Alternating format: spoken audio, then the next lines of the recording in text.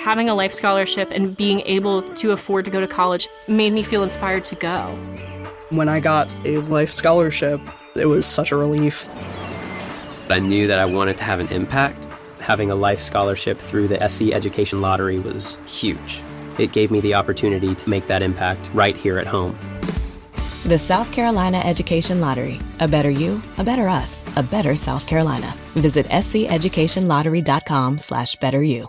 Ryan Seacrest here. When you have a busy schedule, it's important to maximize your downtime. One of the best ways to do that is by going to ChumbaCasino.com. Chumba Casino has all your favorite social casino games like spin slots, bingo, and solitaire that you can play for free for a chance to redeem some serious prizes.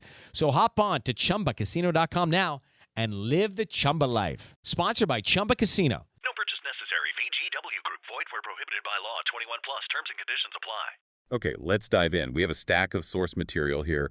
Articles, research, notes, charting a really dramatic and frankly quite dangerous shift. A major shift, yeah. For decades, you had this tension between Iran and Israel, but it mostly played out as a shadow war. Right, covert stuff. But as of June 13, 2025, which is the time frame these sources cover, that's escalated. We're talking direct military confrontation now. And it's pushed the whole region towards what some of this material calls a dangerous precipice. It's pretty serious. It really is. So our mission today is to unpack these sources together. We want to help you understand exactly how we got to this point, according to the material. Yeah, what the situation looks like on the ground based on these reports and what the core issues really are. We're going to distill the key facts, the insights, straight from the sources we have here, presenting it all impartially.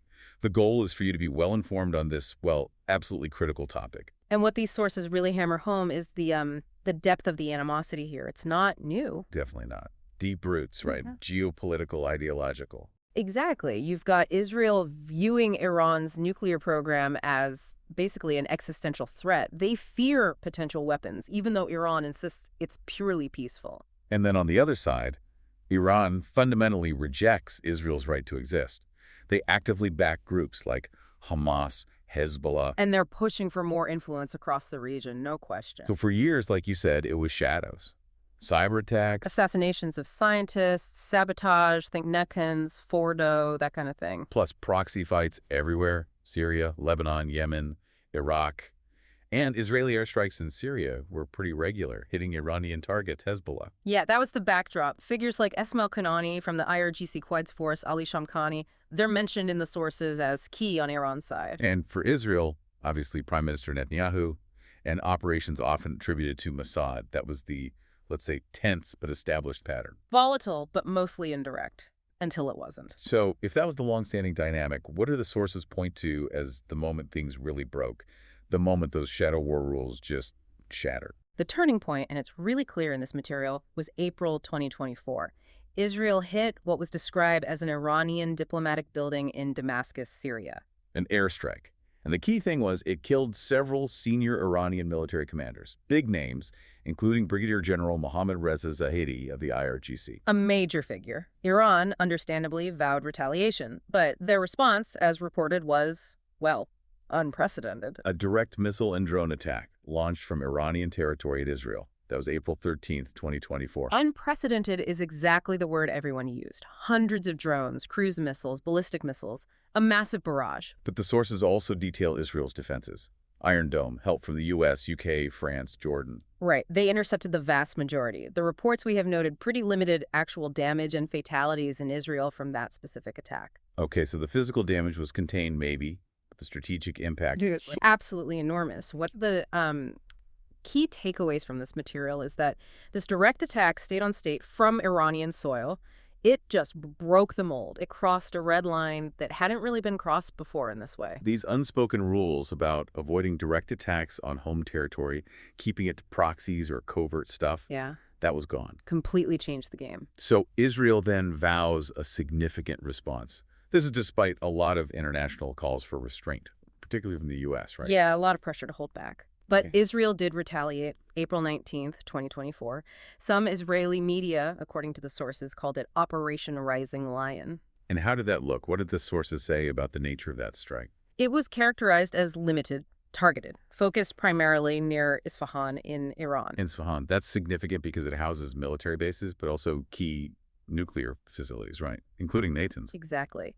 And U.S. officials later confirmed, backing up reports from places like the New York Times, that the specific target was an Iranian air defense radar system, crucially, near the Nathan's facility. Targeting air defense near a nuclear site. What's the message there, according to the sources? It seems like it was about sending a clear signal. Look, we can reach sensitive areas even near your nuclear program with precision, but it was designed, perhaps, to avoid triggering an all-out war at that specific moment. So a calibrated response, though Iran initially tried to downplay it.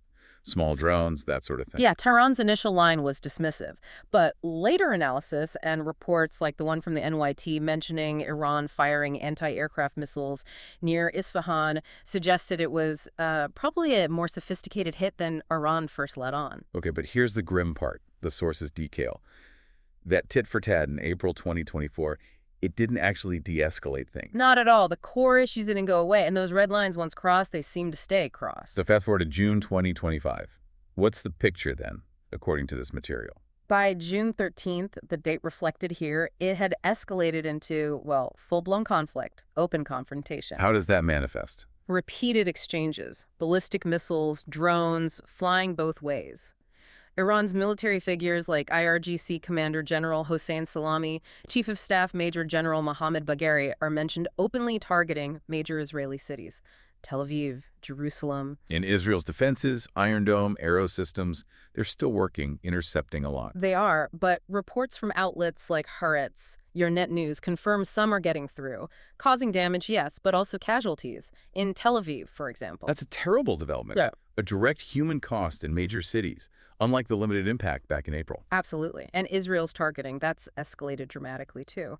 The sources say Israel is now openly hitting Iranian military installations, and this is critical elements of Iran's nuclear program. Not just sabotage anymore. No. Widespread reports mention a major strike specifically on the Natanz nuclear facility itself and other enrichment sites. People like Faridun Abbasi are quoted in some sources talking about the impacts.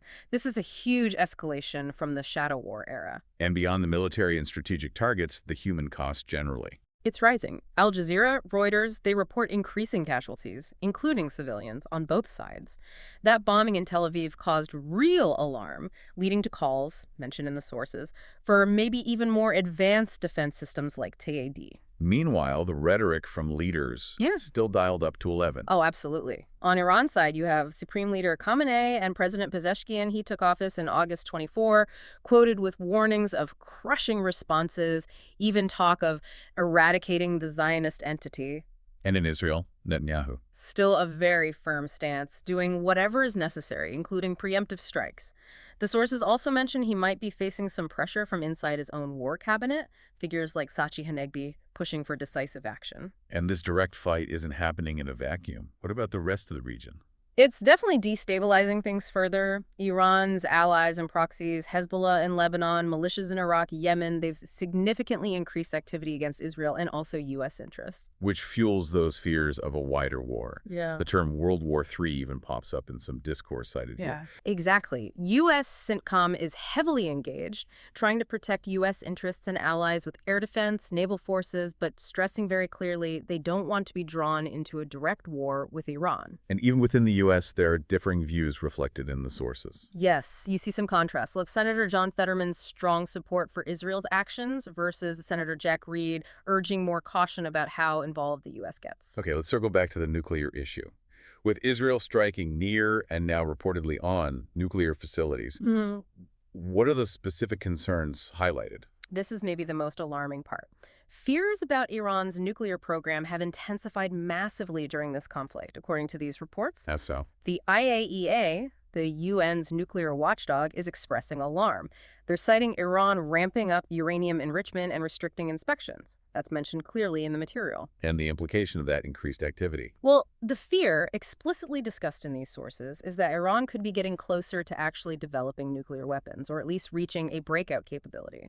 Which would just completely change the strategic landscape. Fundamentally, it adds a terrifying new dimension to an already dangerous conflict. So let's just pull back and recap the journey these sources map out. Yeah. We went from this long-term shadow war Yeah, indirect, covert. To that clear turning point in April 2024, direct state-on-state attacks for the first time. And by June 13, 2025, that had spiraled into open conflict. Yeah. Ongoing missile strikes on cities, hitting strategic sites, including nuclear facilities. Rising casualties, leadership rhetoric, it's incredibly hostile, and this ripple effect destabilizing the entire region, pulling in proxies. The stakes, as these sources make incredibly clear, are just immense.